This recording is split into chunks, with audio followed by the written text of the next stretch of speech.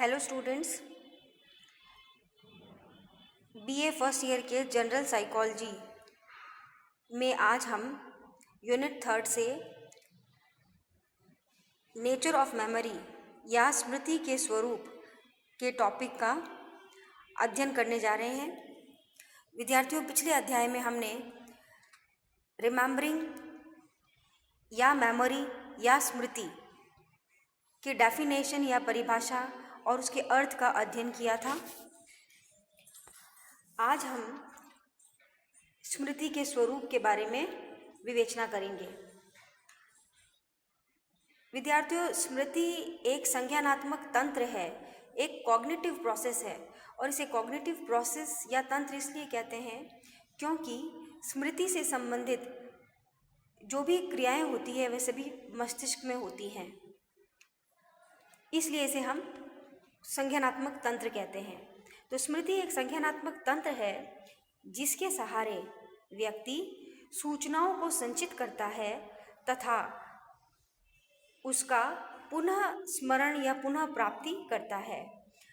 तो स्मृति को हमने एक संज्ञानात्मक तंत्र कहा है और इस तंत्र के सहारे ही हम जो भी सूचनाएं हैं उनको मस्तिष्क में संचित करते हैं और आवश्यकता पड़ने पर, जब हमें आवश्यकता पड़ती है कि हमें वह सूचना जो है उसको याद करना है, तो उस वक्त स्मृति द्वारा उन सूचनाओं का रिट्रीवल होता है या हम पुनः प्राप्त कर पाते हैं।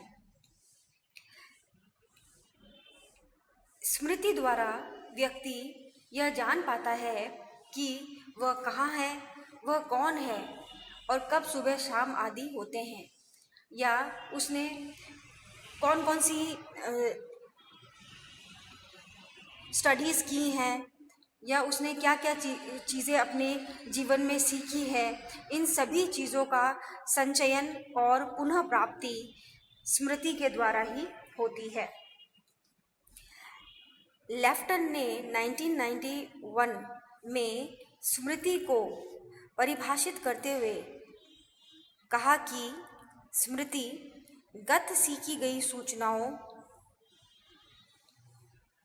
कौशलों को या घटनाओं को याद करने की क्षमता है।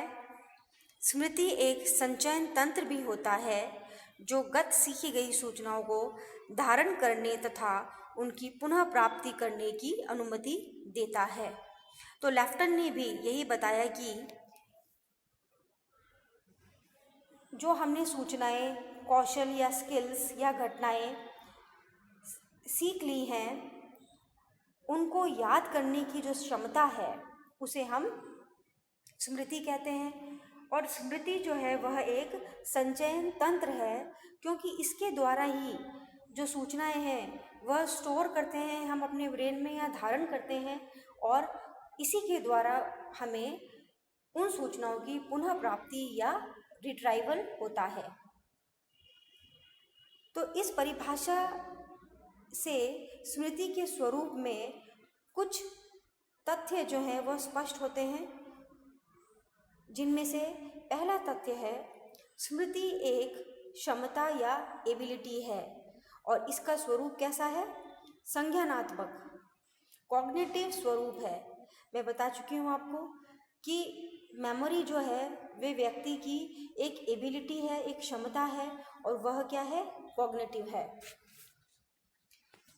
दूसरी मेमोरी की जो विशेषता है यह है कि स्मृति एक संचयन तंत्र के रूप में कार्य करता है जिसमें व्यक्ति अपने जीवन की बीती हुई अनुभूतियों को संचित रखता है। तो हमने इस डेफिनेशन में क्या देखा कि स्मृति जो है वह एक कॉग्निटिव सिस्टम है या एक स्टोरेज सिस्टम है। इसे हम स्टोरेज सिस्टम इसलिए कह रहे हैं क्योंकि हम अपने जीवन में जितनी भी चीज़ें देखते हैं, अनुभव करते हैं, याद करते हैं, वे सभी हमारे ब्रेन में क्या होती है? स्टोर होती है। तो ये एक संचयन या स्टोरेज सिस्टम है जिसके द्वारा हम अपने जीवन में जो भी अनुभूतियाँ हुई हैं उनको हम स्टोर करके रखते हैं, संचित करके रखते हैं। नेक्स्ट है स्मृति व्यक्ति के गत घटनाओं एवं बीती अनुभूतियों को न केवल संचित करके रखता है बल्कि आवश्यकता अनुसार उनकी पुनः प्राप्ति करने में भी मदद करता है। तो स्मृति के द्वारा हमारी इन्फॉर्मेशन न केवल स्टोर होती है ब्रेन में, बल्कि जब हमें आवश्यकता पड़ती है तो हम उसे याद भी कर पाते हैं। तो यह जो है वह स्मृति की विशेषता है।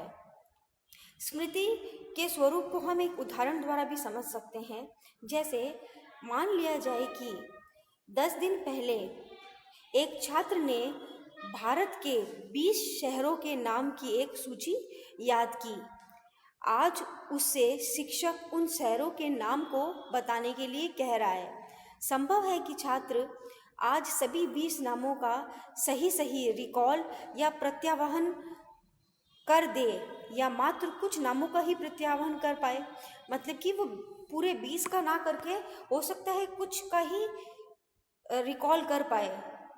जिस संज्ञानात्मक प्रक्रिया द्वारा यह कार्य संपन्न हुआ है, जिसमें उसने ये जो 20 शहरों के नाम याद किए और याद करके उसे रिकॉल किया, इसे ही हम क्या कहेंगे? स्मृति कहेंगे। तो विद्यार्थियों, आज हमने स्मृति या मेमोरी के स्वरूप का अध्ययन किया। सभी विद्यार्थियों को इस वीडियो लेक्चर को ध्यान से देखने एवं सुनने के लिए धन्यवाद।